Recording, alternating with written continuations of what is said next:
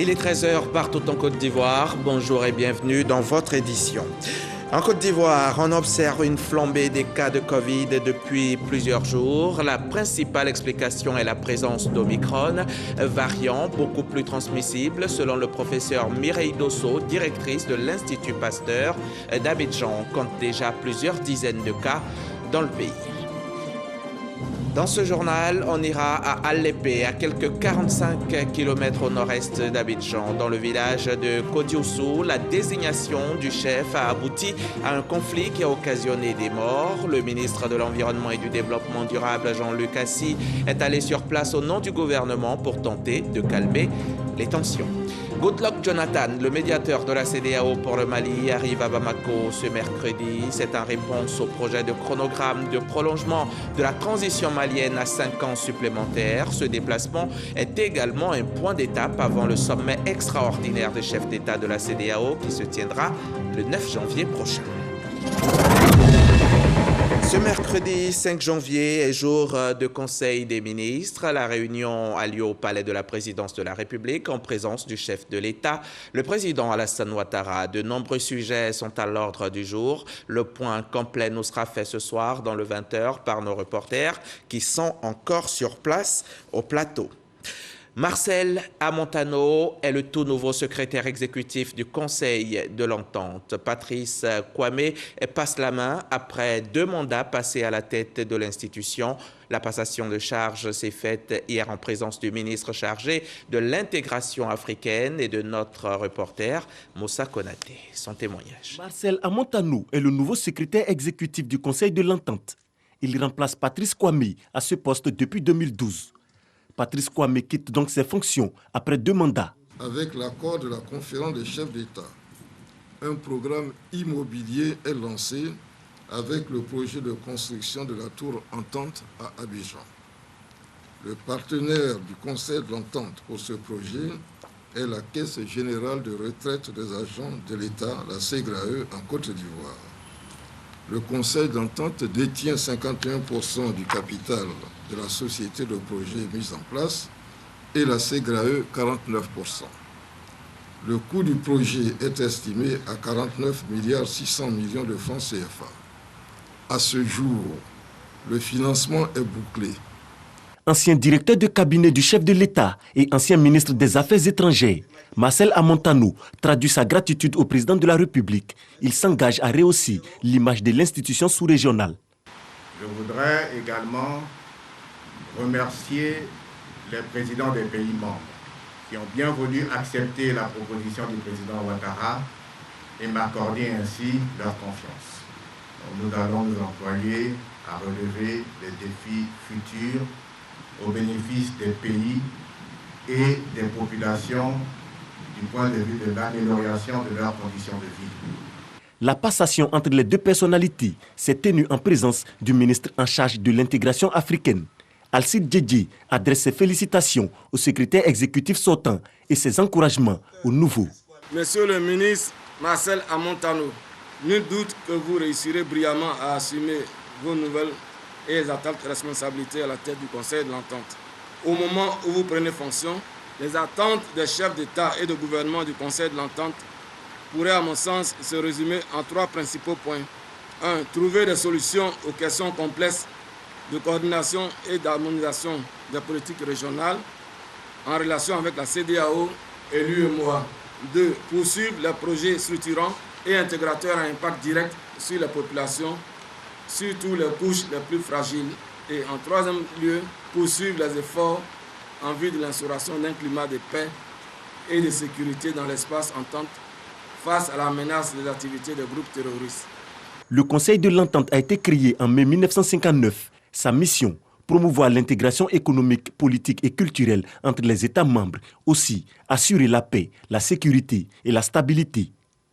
On en vient maintenant à cette autre priorité du gouvernement, le secteur informel qui demeure au cœur des préoccupations de l'État. C'est en ce sens qu'une stratégie nationale intégrée est lancée pour une transition vers l'économie formelle. Franck Quadio était à la cérémonie de lancement de cette importante phase. Son reportage. Des pétitionnaires particuliers face aux agents de la CNPS et souscrivant à la couverture maladie universelle CMU. Ce sont des commerçants qui se font enrôler au RST, régime social du travailleur indépendant. Nous sommes au lancement de la phase pilote de la stratégie nationale intégrée de transition vers l'économie formelle. Le fait que le gouvernement lui-même prenne la décision de vouloir nous aider à nous organiser pour formaliser nos structures, pour que nous aussi nous soyons des entreprises fiables qui puissent compétir jusqu'à l'étranger, je dis que c'est une très belle initiative. Cette phase pilote concerne les acteurs du vivrier. Il s'agit de sortir ces opérateurs privés de l'informel en leur assurant la protection sociale, illustrée par exemple par la cotisation pour la retraite. L'initiative est saluée par la fêtière des acteurs du vivrier. En leur nom, Yuambi Alexis insiste sur le besoin d'encadrer ces commerçants de Côte d'Ivoire. C'est l'engagement pris d'ailleurs par le représentant du ministre de la promotion des PME. Avec le soutien du Bureau international du travail, pour le ministère de l'Emploi et de la Protection sociale, à charge de l'exécution de ce projet cher au gouvernement, cette stratégie est une aubaine. À travers cette stratégie, le gouvernement s'engage à encadrer ces acteurs importants de notre tissu économique. Il s'agit non seulement de vous apporter les outils et méthodes nécessaires pour une meilleure gestion de vos activités, mais aussi de vous accompagner vers une meilleure formalisation de celle-ci. Chers amis, n'ayez pas peur de la formalisation. Elle ne se limite pas au paiement des impôts, mais elle va plus loin, en intégrant également l'accès aux instruments de protection sociale qui sont de véritables bouées de sauvetage dans les moments difficiles. Les commerçants du vivrier ciblés avant sûrement l'élargissement de l'éventail. Le projet a pris forme en 2017 et est aujourd'hui dans sa phase active avec l'idée par ce projet pilote de cibler une catégorie d'acteurs. Un reportage de Franck Quadio et Ngata Kwame. Et maintenant, allons-y faire un tour au Parc national de Taï. On y va découvrir une unité spéciale, une unité formidable. Dans ce parc, chaque jour, les membres de l'unité d'intervention des parcs et réserves multiplient les patrouilles. Même s'ils ne sont qu'une centaine d'agents, ils protègent efficacement les plus de 5000 km² de forêt. C'est le commando forestier et nous avons décidé de suivre ces agents aguerris et déterminés quelques jours durant dans l'exercice de leur mission, aussi bien à Taï qu'à Soubré et Djurutu. C'est un grand reportage mené par Jean-Louis Gbangbo. Qui s'est fait il n'y a pas 2 jours, plus de 2 jours. Donc soit l'individu est dedans ou l'individu est sorti. C'est un contrôle de routine comme le lieutenant François Silué effectue régulièrement sur la frontière est du parc national de Taï. Membre de l'unité d'intervention des parcs et réserves, il est ce qu'on appelle ici un commando forestier. Il veille à la préservation de cette partie de la forêt. Ici, les populations riveraines avaient réussi à défricher 4000 hectares de forêt appartenant au parc, aujourd'hui récupérés par l'Office ivoirien des parcs et réserves, OIPR. Aujourd'hui, en tout cas, nous sommes satisfaits de ce repeuplement-là qui est en train d'être fait. Et en tout cas, nous voulons laisser ce joyau-là intégral, c'est-à-dire pas d'apport humain. 4000 hectares récupérés, mais la pression demeure forte sur l'ensemble du massif forestier. Ce sont des nouveaux plants. Ça veut dire que là, il y avait de la forêt avant. Vous voyez que c'est des nouveaux plants de cacao. Ce pas des plants qui ont plus de 5 ans. Ce n'était pas le parc. Je ne sais pas si ces populations avaient décidé de réserver ça pour elles-mêmes. Mais bon, aujourd'hui, on en a fait du cacao. Les défrichements, l'orpaillage, mais surtout le braconnage, telles sont les principales menaces contre lesquelles doivent lutter les commandos forestiers. À Djurutu, sur le front ouest du parc, le lieutenant Sendokone et ses hommes démarrent leur patrouille. Aujourd'hui, nous allons balayer la zone de l'Écoutel, le campement chimpanzé, et puis aller dans la zone du Mont Ninekoué pour voir s'il y a des velléités de braconnage surtout. Une opération de patrouille ordinaire, mais également de surveillance des zones à forte concentration d'espèces phares. Voilà une piste d'éléphant. Elle est montée comme ça. Voilà. Donc, il faut marquer. Pour quadriller les 5360 km² du parc national de Taï, l'OIPR disposait en 2018 de 91 agents. Le plan d'aménagement et de gestion du parc souhaite porter ce nombre à 120 agents pour une surveillance plus efficace, car les braconniers ne sont jamais loin.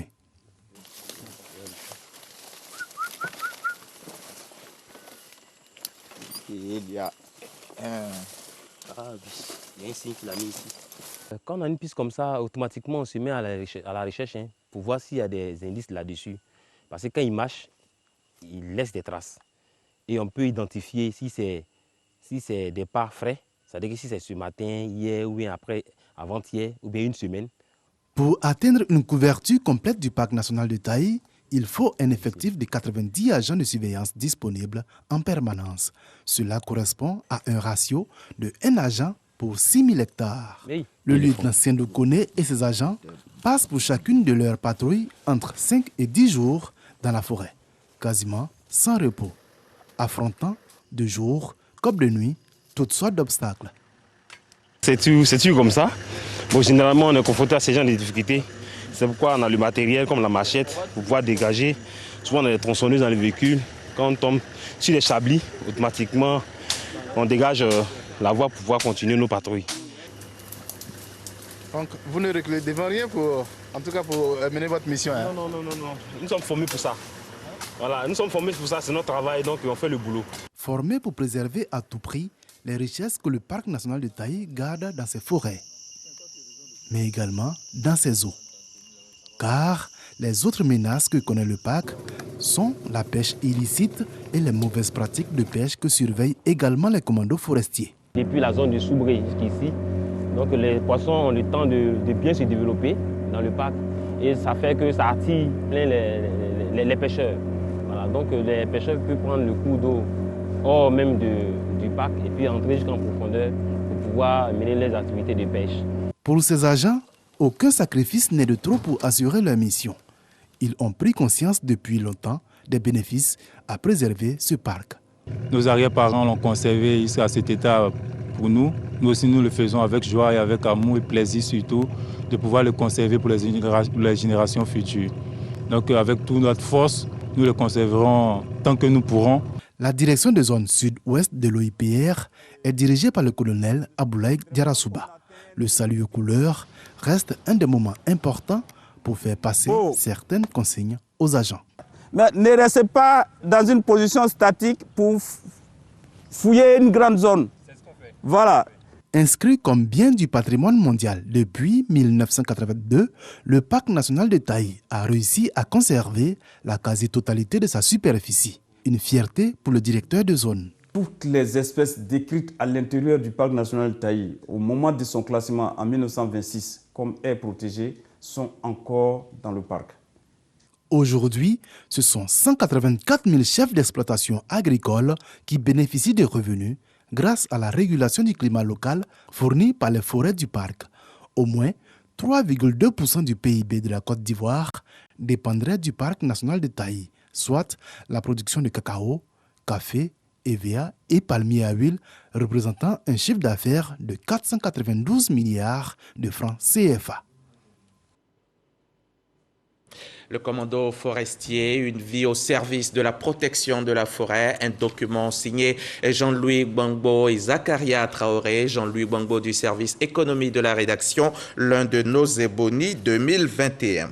On va d'ailleurs encore le solliciter. Cette fois, Jean-Louis Gbangbo a rencontré hier le groupement des marailleurs grossistes au Photon. Les marailleurs se prononçaient sur la décision du gouvernement de plafonner le prix de ce poisson, décision qu'ils saluent au micro de notre reporter. C'est par un décret pris en Conseil des ministres le 22 décembre dernier que le gouvernement a décidé de plafonner le prix du poisson photon ou poisson garba. Pour le groupement des marailleurs grossistes au Photon, il s'agit là d'une décision salutaire, l'aboutissement de plusieurs années de lutte. On s'est battu pendant des années en arrière. C'est la première fois qu'un gouvernement a pris le temps de nous écouter et puis de comprendre le problème avant de prendre une décision. À en croire ce groupement, cette décision n'est pas approuvée par certains acteurs du secteur qui s'adonnent à des pratiques déloyales. C'est pourquoi Il souhaite une forte implication de l'État pour imposer le respect de ce plafonnement de prix. On parle de la vie chère et le prix du poisson aujourd'hui est fixé par l'État de Côte d'Ivoire à 400 francs bord navire. Si le poisson suit la chaîne et qu'il arrive sur le marché à 850 francs, absolument le coût du poisson dans les assiettes de la ménagère va baisser. Nous prions Monsieur le Président de la République de veiller à l'application stricte de son autorité. Ces marieurs se sont voulus également rassurants quant à la pénurie de faux thon brandis comme menace si cette nouvelle mesure venait à être appliquée. Je dis qu'il n'y aura jamais de pénurie de thon parce que chaque année, il y aura le repos biologique. Et quand il y a le repos biologique, il va de janvier à mars, les bateaux sont bloqués, ils vont reprendre la pêche en avril, mais quand on va passer à juin, juillet, août, il y a de l'abondance maintenant de poissons. Et chaque année, c'est comme ça. C'est la période où il n'y a pas de poissons, où vous voyez, Garba, ils sont obligés d'utiliser le chincha ou utiliser du maquereau pour faire le Garba. C'est tout. Mais après ça, il y a de l'abondance. Et même on stocke. Est qualifié de faux thon l'espèce de thon souvent abîmée ou rejetée par les conserveries et par les exportateurs à cause de leur petite taille, mais non impropre à la consommation humaine. L'ennemi public numéro 1 court toujours. Le coronavirus continue de tout bouleverser.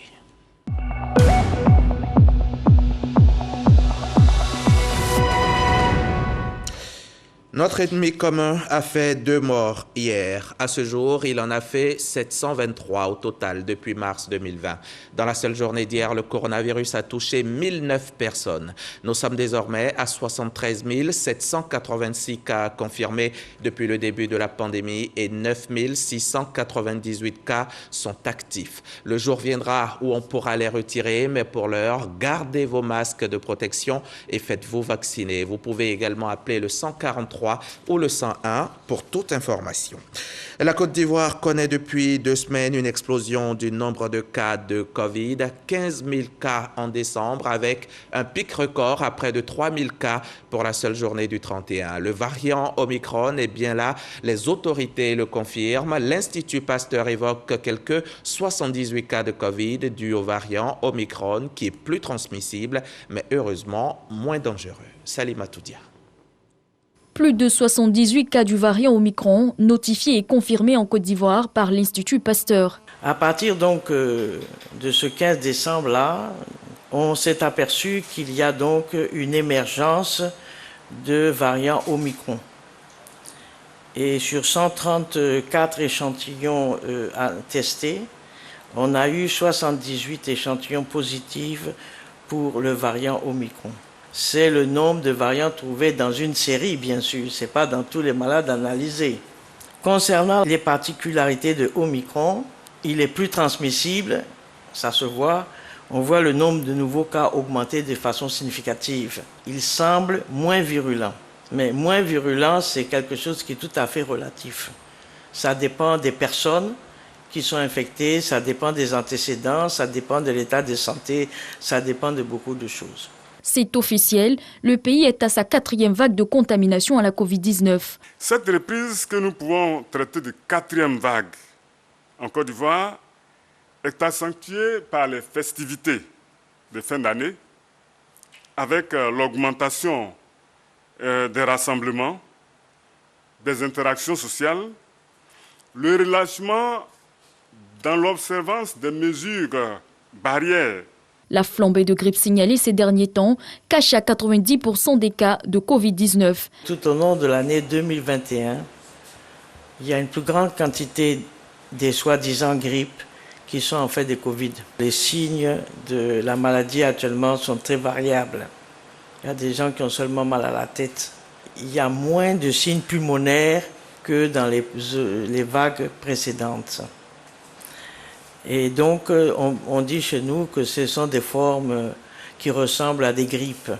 Les populations sont invitées à suivre les consignes suivantes. Premièrement, se faire vacciner en cas de présentation des signes de la maladie et éviter l'automédication et autres pratiques qui pourraient se révéler nuisibles pour la santé. Deuxièmement, se faire vacciner et inviter son entourage à en faire autant. Troisièmement, continuer à observer les mesures barrières, même quand on est vacciné. 15 455 cas rien qu'en décembre, avec une moyenne de 758 cas par jour. C'est 8 fois plus que les chiffres de décembre 2020. Le gouvernement tente de faire face à cette 4e vague à travers la sensibilisation et la vaccination. Et alors que le coronavirus nous fait mal à tous, les habitants du village Kodioussou à Alépé s'en sont pris les uns aux autres. Tout est parti de la désignation du nouveau chef de village. Le conflit a fait des blessés, a fait des morts. Le gouvernement a vite fait de dépêcher le ministre Jean-Luc Assis sur place pour ramener le calme dans la localité. Grace Kando faisait aussi partie de la délégation. Son compte rendu. Kodioussou, dans la sous-préfecture de Danguira, dans le département d'Alépé. Le 3 janvier dernier, le village a été le théâtre d'affrontements. À l'origine, un conflit de chefferie. Bilan, 4 morts, 3 blessés et des dégâts matériels. La grande famille qu'on appelle Dzon a nommé un chef. Et les autres chefs de famille n'ont pas accepté à ce que le chef de Dzon, qui est nommé, soit chef de ce village. C'est ça qui a envoyé les Toybouyou et tout ça à la chenille dans le village. Et il y a une petite tranche du village. Aujourd'hui, on ne sait pas où ils sont, qui ne veulent même pas du chef que toute la population a nommé. Et je crois que si 100 personnes, 80 personnes vont d'un côté, ceux qui vont à gauche, pour 10 personnes, les 80 personnes sont prioritaires à ce que le chef soit nommé et fait son travail correctement. Et pour le développement du village. Pour appeler à l'apaisement, le ministre de l'Environnement et du Développement durable, en compagnie des autorités préfectorales et sécuritaires, s'est rendu à Kodioussou. Le gouvernement, donc, à travers le Premier ministre, nous a dépêchés donc, sur le terrain. Et je pense que nous avons fait une très bonne mission parce que la population a compris la nécessité de se mettre ensemble et de faire en sorte que ce genre de situation n'arrive plus. Tous les fils donc, de ce village sont des frères et sœurs. Donc il n'était plus question donc, pour eux de faire donc, des palabres. Nous leur avons passé donc, ce message et qu'ils se mettent ensemble pour aller vers la cohésion, la paix et la fraternité. Un message bien entendu. Nous avons reçu 5 sur 5 les consignes laissées par Monsieur le ministre. Nous allons suivre ces recommandations pour aboutir à une sortie de crise, à une solution vraiment apaisée et inclusive pour que la sérénité, le vivre ensemble soit vraiment une réalité à Kodioussou. Selon le ministre Jean-Luc Assis, un comité sera mis en place pour suivre l'évolution de la situation. En accord avec la population, c'est de désigner donc un comité de sages. Et ce comité de sages va être composé de 4 personnes qui vont donc assurer donc la transition pour arriver donc à ce qu'on puisse enterrer nos frères et nos sœurs qui sont décédés.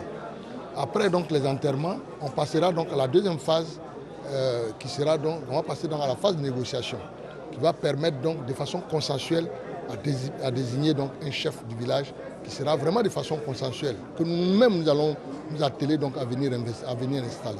Le ministre Jean-Luc Assis a effectué une visite dans quelques familles endeuillées pour apporter la compassion du gouvernement.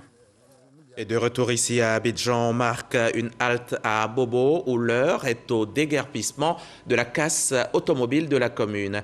L'opération d'assainissement et de libération des emprises des voies de grande circulation a démarré hier et ce sont 300 agents composés de policiers municipaux, de gendarmes et de brigadiers de la salubrité qui ont ainsi été mis en mission par le conseil municipal. On en sait plus avec Jean-Marc Djadji. Plus d'une centaine d'éléments de la police municipale, de la brigade de gendarmerie et des équipes d'assainissement mobilisées dans la cour de la mairie d'Abobo. Rendez-vous est pris au quartier Anador pour une opération d'envergure. La libération des artères principales de la commune, mais particulièrement de la casse automobile. Arrivés sur le site, bulldozers et camions de ramassage sont déjà en ordre de démolition. Pour le chef d'opération, les consignes sont claires. Pas de quartier, il faut assainir à tout prix. Il faut qu'on soit très rigoureux. Les consignes qu'on donne, c'est des consignes qui doivent être appliquées à la lettre sur le terrain. Tout ce qu'on va trouver avec des moteurs avec des pièces détachées dehors, on ramasse. À l'approche des agents techniques de la mairie et des forces de l'ordre, les ferrailleurs et propriétaires de magasins emportent ce qu'ils peuvent encore sauver. Nous n'étions pas informés, nous n'étions pas au courant aussi. Comme on fait, nous on travaille en haut là. Nous on fait les petits mouvements, les petits business pour avoir notre argent aussi. On nous a informé, il dit les 15, c'est pas aujourd'hui, il dit les 15. Initié par le maire Kandia Camara et son conseil municipal, cette opération d'assainissement vise à redorer l'image d'Abobo. C'est inconcevable qu'en rentrant dans la ville, on voit des moteurs partout, on voit des épaves de véhicules partout, on voit des garages pêle-mêle, on voit des véhicules qui viennent stationner pour être vendus et tout ça. Et donc madame a vu son collègue de l'artisanat et la casse d'Indotré, n'est-ce pas, est prête à les accueillir. On a près de 2000 places là-bas. Au vu de la situation, le responsable des ferrailleurs d'Abobo fait des doléances. On demande à l'État, nous, à madame le maire, qui est une maire également, de nous aider. Nous voulons partir à Ndotré. Nous n'allons jamais nous opposer à la bonne marche du développement de notre commune. La nouvelle casse d'Abobo Ndotré, ce site de recasement de plus de 80 hectares, abrite déjà plus de 300 ferrailleurs, conformément aux instructions de la mairie. C'est entre espoir et doute que ces artisans déménagent. Quant à l'avenir de leur activité, les discussions sont en cours avec la mairie d'Abobo pour l'amélioration de leurs conditions de travail. Mais pour l'heure, le désordre doit être éradiqué de la commune selon les objectifs de la nouvelle année 2022 du conseil municipal. Là, on part à la capitale, Yamoussoukro, la capitale politique de Côte d'Ivoire. Tous les magistrats ivoiriens y sont réunis en ce moment pour une formation. Ils renforcent leur capacité sur les dangers liés aux pesticides frauduleux. Dans quel but exactement les magistrats s'intéressent à cette thématique? Élément de réponse avec Kader Sogodogo de la station régionale RTI Boaké. La pratique de l'agriculture rime avec une forte utilisation de pesticides de tout genre.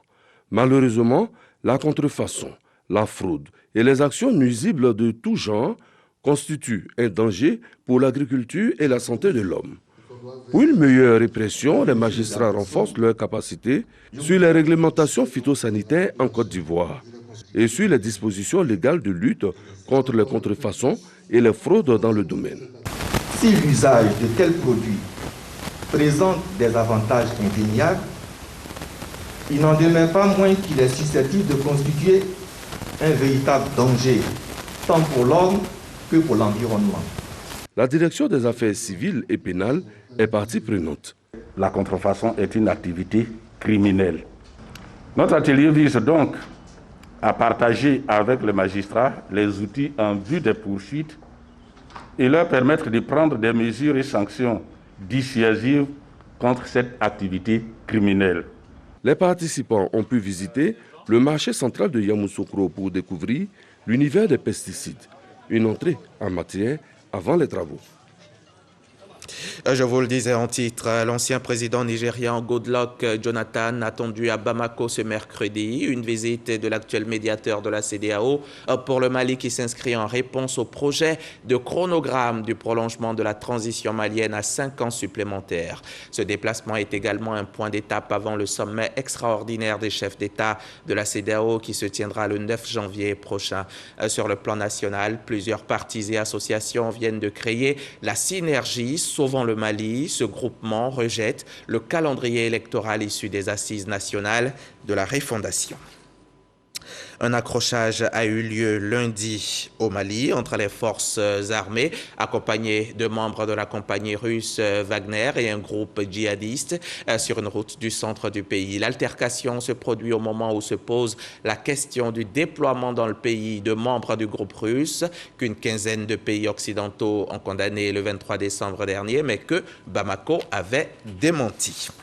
La CAF, la Confédération africaine de football, a officialisé mardi aussi la mise en place de jauges dans les stades de la Coupe d'Afrique des Nations. Elle a été fixée à 80% de la capacité des enceintes pour les matchs du Cameroun et 60% pour les autres équipes.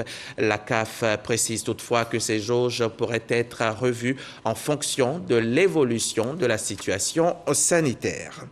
Nos éléphants sont déjà gonflés à bloc, prêts à en découdre avec tous leurs adversaires. Le trophée, nous l'attendons ici à Abidjan. Nous allons refermer ce journal par le Conseil des ministres. Le Conseil des ministres s'est tenu aujourd'hui même, mercredi 5 janvier. La réunion a eu lieu au Palais de la Présidence de la République. C'était en présence du chef de l'État, le président Alassane Ouattara. De nombreux sujets étaient à l'ordre du jour. Le point complet nous sera fait ce soir même dans le 20h avec nos reporters qui ont regagné la station.